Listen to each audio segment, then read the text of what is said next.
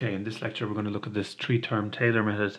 Now I think this is mostly going to be an assignment 4 material, but it might possibly be give an answer to one of the questions in assignment 2, I'm not sure. Okay, so the three-term Tailor method is a more accurate method of approximating the solutions to ordinary differential equations. It uses parabolas rather than lines. Given a differential equation, now what does that mean? So here is Euler's method in the picture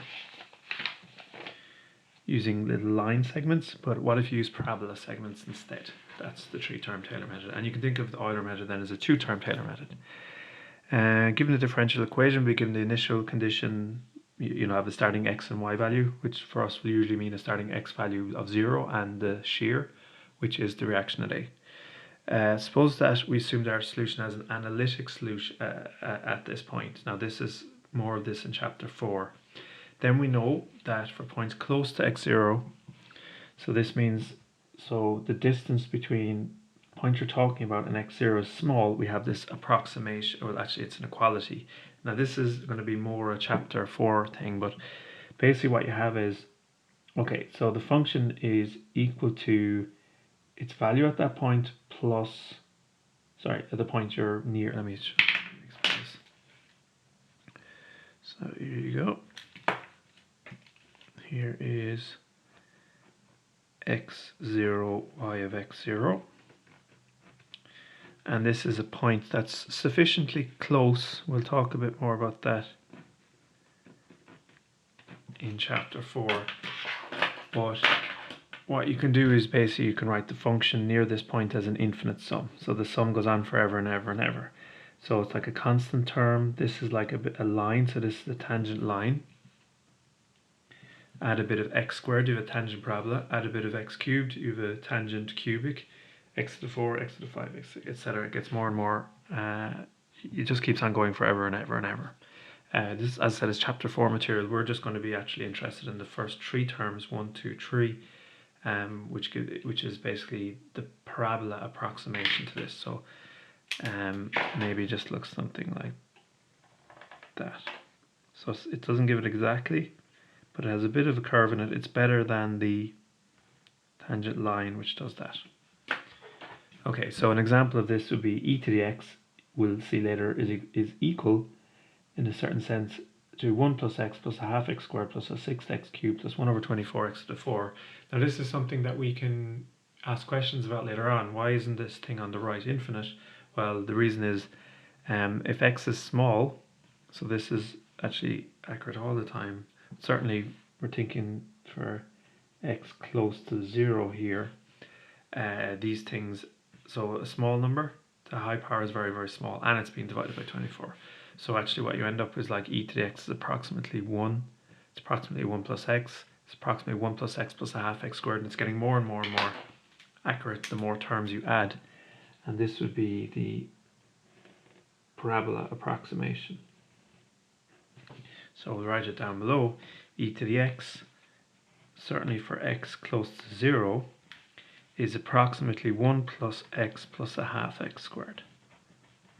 So this is called doing Tailor series, and as I said, I'll say it one more time, it's really a chapter 4 thing.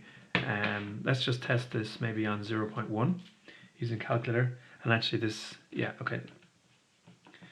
So e to the 0.1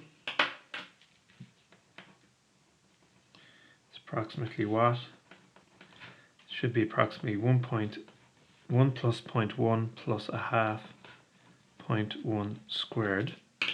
So e to the 0.1 using a calculator to 4 significant figures is 1.105, and I think I'm going to have to add in a 5th significant figure because otherwise we won't see the difference. And this thing here, the parabola approximation, and this actually can be an equals. Actually, look, I just know what it is. I may as well just write it down. 1.105. So you can see it's correct to 4 significant figures. But as x gets bigger, it gets less accurate. Okay, anyway.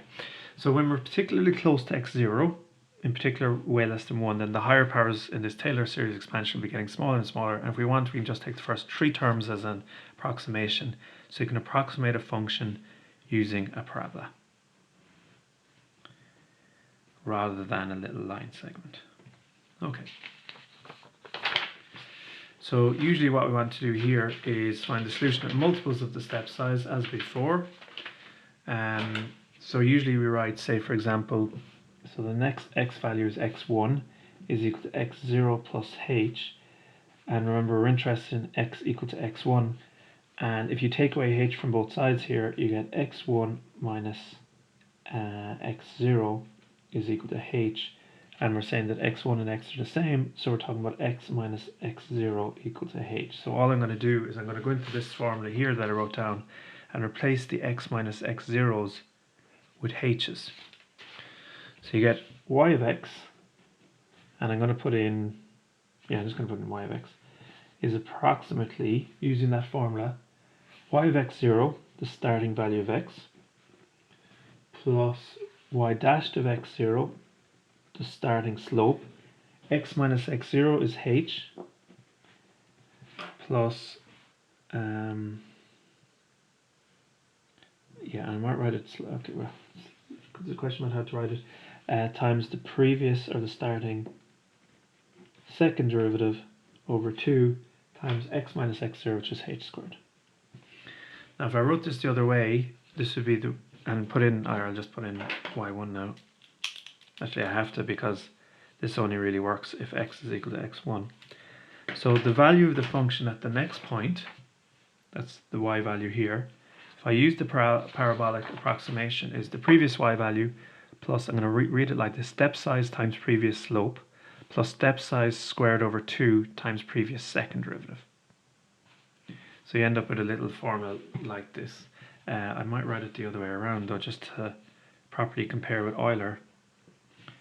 Previous value, and then you just it keeps on going. So the exact value is approximately, this is the three-term Tailor, the previous plus step size times previous slope plus step size squared over 2 times previous second derivative.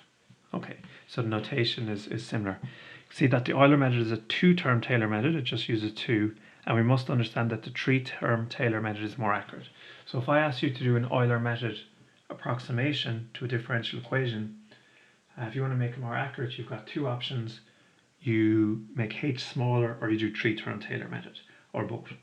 So what I got here, the three-term Tailor method takes advantage of the fact that smooth functions are locally very well approximated by parabolas, even better than lines. For example, here we see that 2 to the power of e to the x minus 1 minus x minus 1 is well approximated by a parabola near 1, 0. Now if I put x equal to 0 into this, I might figure out which is the correct one. My instinct is that this, the lower one is the parabola, but maybe we'll just make sure. So 2 times e to the 0 minus 1 minus 0 minus 1. So I get 0.026. Yeah, I think the lower one is the parabola.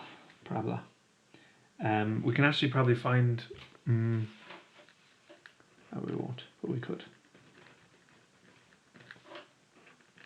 And then when I say exact, I mean this function here. Okay, so I think we're going to do one question. Now this, normally in the closed book assessment, the question might read something like this.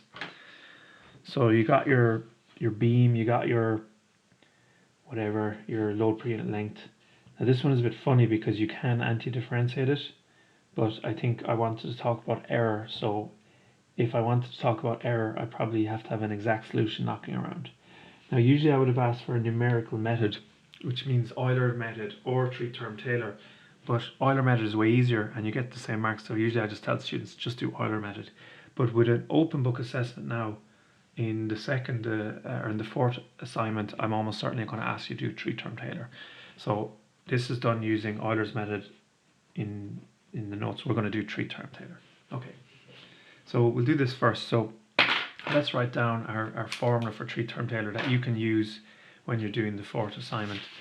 So it goes something like this, but we obviously use it with V's.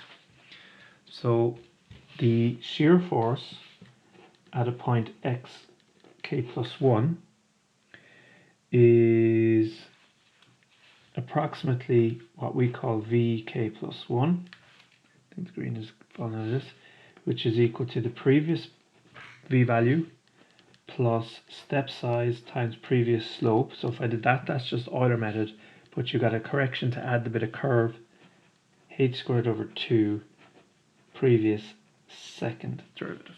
Okay, so this is what we're going to do. And because space is actually a little bit of an issue here, I'll have to do some of the second derivative calculations up here. We'll do our table as before down here.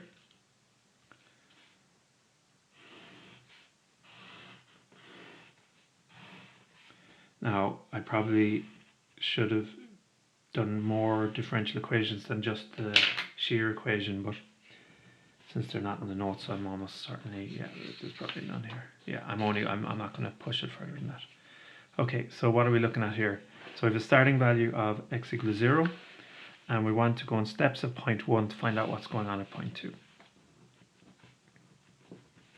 Our starting value of this. Now I'm going to just make a small remark in a second. Okay, the starting shear is 49.6. Okay, so the small remark that I'll make at this point is that this you actually can solve exactly. So the exact solution is here. So you can anti-differentiate both sides, and it's a weird situation, which I might have referred to earlier in this chapter, that the constant of integration here is not actually equal to RA. Because, so if we, now I don't have space to do it, maybe I'll just do it back here. So if I anti-differentiate both sides here, I'd get, so the antiderivative of dv dx is v of x. Fix the constant minus 20. Now the antiderivative of, I'll just write it over here, you can see it in your table, is e to the ax dx is 1 over a e to the ax. So the a here is minus 0.1. So we have 1 over minus 0.1 e to the ax, which is minus 0.1x. And we pick up a constant. Now I'm going to call this constant CV for the shear. And so this is equal to minus 20 over minus 0.1, that's 200, times e to the minus 0.1x plus CV. And now we have to use the initial condition, which is that the shear force at 0 is 49.6. This is not a big deal. Some of you might have been looking at it and wondering what's going on. So this is minus 0.1 times 0, which is 0. E to the 0 is 1. 200 times 1 is 200. So 200 plus this constant of integration must equal 49.6.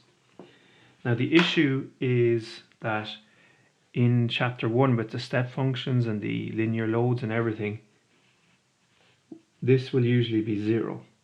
And so the CV, this constant of integration, will be v of 0, which is equal to RA. But in this situation with this function, because the antiderivative of this function is not 0, this is usually, this constant here is not the same as RA. So you might be a bit confused why this isn't whatever 49.6. So if you just solve it, you find that this is RA, but this constant of integration is not.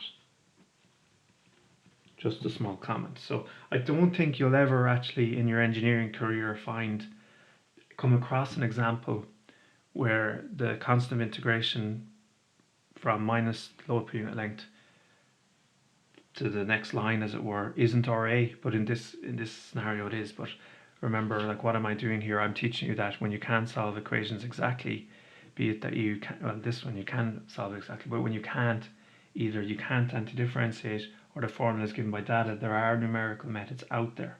That's what I want you to know. It doesn't mean that you're going to see a load like this in the wild, but you never know. You could throw it into a project. Could be somehow interesting. Yeah. Okay. So there's just a remark there about this thing is not equal to RA. Right. Now the other thing we need to do is find the second derivative, which isn't too hard here. So we're going to now not anti-differentiate, we're going to actually differentiate. So differentiate both sides. It's not a hard one. We don't really need implicit differentiation because there's no dependence on v over here.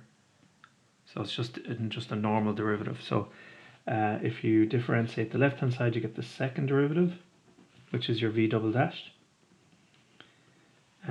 Fix the minus 20, and the derivative of e to the ax is a times e to the ax.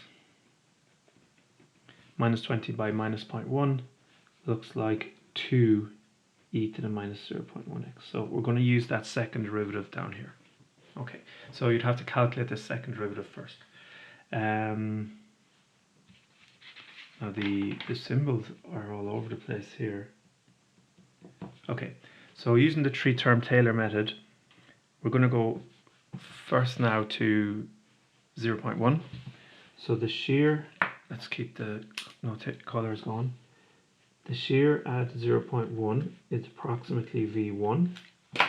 Using the formula up the top of the page and using this color, so it's equal to the previous shear value, 49.6, plus the step size, now we're going in steps of 0.1, times the previous slope. And the slope is minus 20 e to the minus 0.1x. So we have minus 20 e to the minus 0.1 times x. And we're talking about the previous slope, so that we need to use the previous x value of 0.1, excuse me, 0, plus, and we're going to run out of space here, h squared, which is 0.1 squared over 2, times the previous second derivative, and we've calculated the second derivative to be 2 e to the minus 0.1 x, and the previous x is 0. Now if this is kind of going a bit over your head, just remember for assignment 2 you won't need this three-term Tailor method. You might have to come back to this video when you're doing assignment 4. So let's calculate this using the calculator. Actually, we might even need, we'll still use the calculator for 9.6 plus. Now, these e to the zeros are both 1s. So this is 0.1 by minus 20, which is minus 2.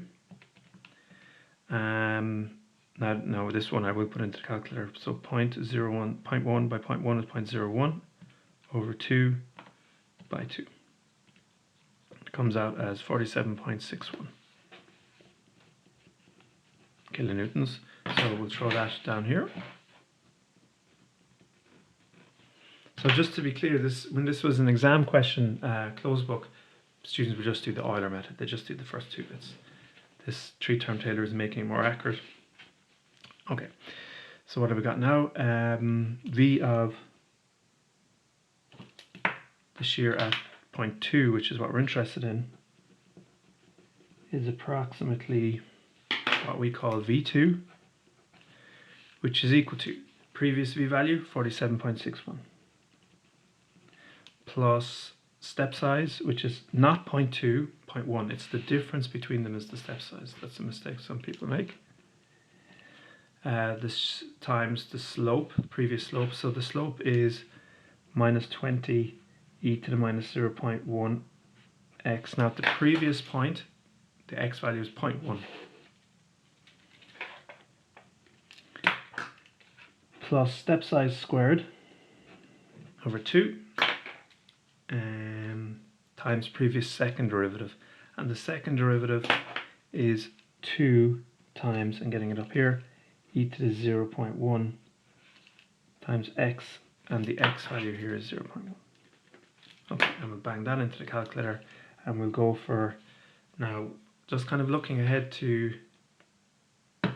yeah, we'll just see what the calculator says. I might actually take loads of significant figures because it's talking about 5 significant figures here. This might be, we'll just see what happens. Okay, so 47.61 plus 0.1 times e to the minus, now 0.1 by 0.1 is 0.01, plus 0.1 squared is 0.01 over 2 times 2 times e to the minus 0.01. I think that's it. Just a little double check here. Yeah, I forgot the minus 20, didn't I? Put it up. I think it's alright now. So 45. We might come back to this figure, so I'm just going to put in a few more than I normally would. I normally wouldn't put in that many numbers, and I'll only put in maybe 5 significant figures here. Or we'll put in just what we can fit. So this is our answer, 45.698. That's the answer to part 1.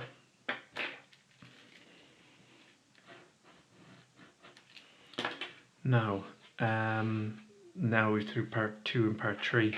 So the exact solution turns out to be this, hence find correct 5 significant figures, the exact value. So we'll just do, we're going to have to do part 3 down here. So V of 0.2, just have to bang it into this formula here, which isn't too hard to find, that formula.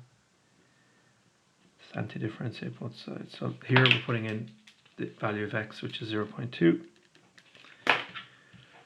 Minus 150.4, which is to 5 significant figures. Let's see what we get.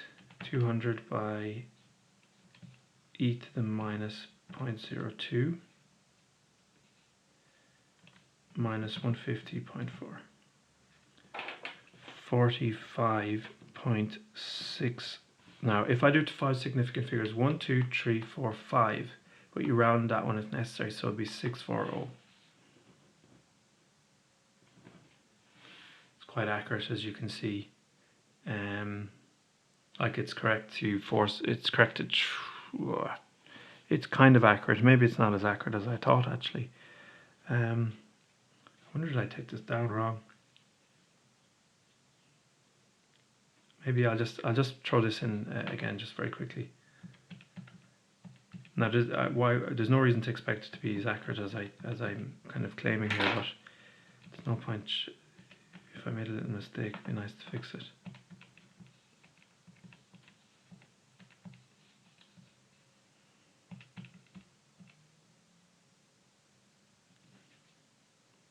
So there was a mistake. Good. 45.63980083 to 5 significant, or we'll just do 6.40. 45.64.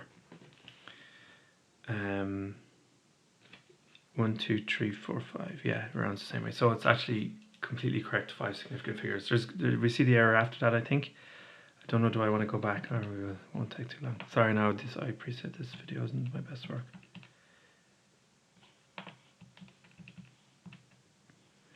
$45.639, and then after that you get the difference. So it's very, very accurate, basically. The question says find the percentage error. We'd actually have to say, using 3-term Tailor here, it's probably 0, but maybe if we did it a bit more accurately here. So let's just see how we do the error. It's probably important. So the error in the calculation is the error, the difference between them over the true value. So it's always error over true. That's important if I ask you to do percentage error. Error over the true value, not over the approximate. So the difference, you probably want to do this on the calculator. So I'm going to keep this as the answer. Yeah. So the error would be the absolute value, which I don't actually have, but it's okay. 45 point, so I'm just taking this approximation here. 63980083 minus answer over answer. So the thing on the top is the difference between the approximation and the exact. Because remember, answer is the exact divided by the exact. Oh, and it's tiny. It's very, very small. It's coming, now I can multiply it by 100% to turn into a percentage, but it's still coming in tiny. So it's 0. It's 10 to the minus 4, so that'll be 3 zeros. And we'll just do this to one significant figure. It's a very, very, very small error. Very, very small error. So it's very, very accurate there. Okay, I think, okay, so for the purposes of, if you're doing these exercises in preparation for assignment 1, you can do question 1 here. Sorry, assignment 2. This one, if you do the Euler method, it's good for assignment 1. If you do the 3-term Tailor, assignment 4. Here, similar story, Euler for assignment 2, 3-term Tailor for assignment 4. Question 1 you can only do for assignment 2 because you can't do the second derivative. Same for here. This is only for assignment 2.